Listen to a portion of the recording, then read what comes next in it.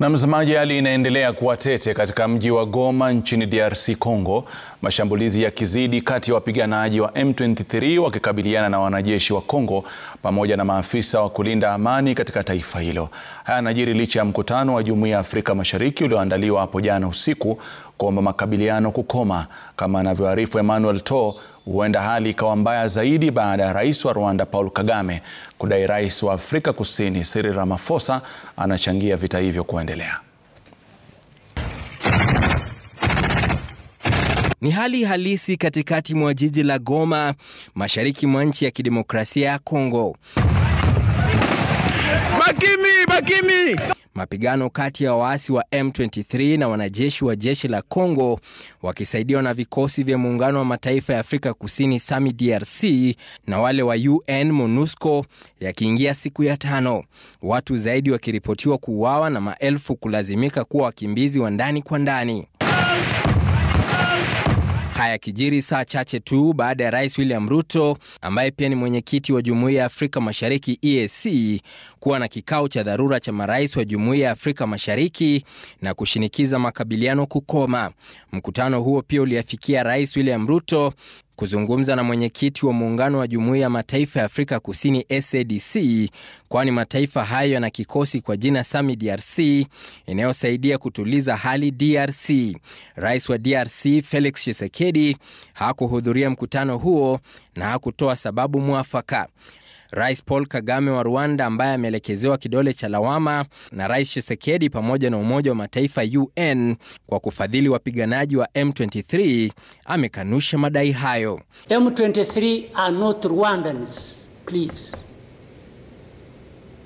These are Congolese, and one time he accepts it, then another time he says no, part of it is yes, and then the other part is from Rwanda, and these are the. He keeps on going. And how do we, leaders of our own countries, accept this to go on forever and just accept that we shall be manipulated by Tshisekedi or whoever is supporting him? Rais Kagame akimwelekezea makombora Rais wa Afrika Kusini Cyril Ramaphosa kwa kutumika kuchochea vita hivyo zaidi. He's also there pretending to be playing a peacemaker role, and he has a force that has been fighting alongside FDLR and has been fighting the M23 on the instructions of Tshisekedi, because these are people who are not supposed to be in Congo. Akitishia kwenye mtandao wa X kuleta vita dhidi ya Afrika Kusini ikiwa inataka vita. Mkuu wa majeshi ya Afrika Kusini Jenerali Rudzani Mafwanya amesema walilazimika kukabiliana na M23 baada ya kuvamia ngome yao. Several long-range mortar bombs were launched towards Goma airport, with some landing in the South African National Defence Force base, leading to the loss of 3 additional South African National Defence Force soldiers. Kupitia kwa mtandao wake wa X, Rais Ramaphosa alisema M23 wakishirikiana na waasi wa jeshi la Rwanda waliwaua wanajeshi wa Afrika Kusini 13 katika makabiliano wiki hii. Hali hii sasa inatishia kufufua vita vingine kati ya DRC na mataifa mengine kama ilivyokuwa mwaka 1996 hadi mwaka 2003.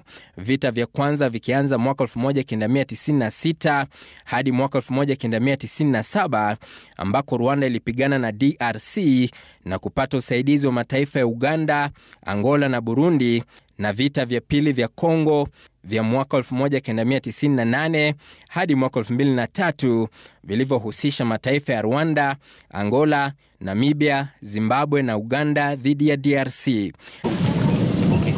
Haya yanajiri huku zaidi ya mamluki 300 waliokuwa wanapigana vita kusaidia serikali ya DRC wakisalimu amri baada ya kushindwa nguvu na M23 kwenye mapigano,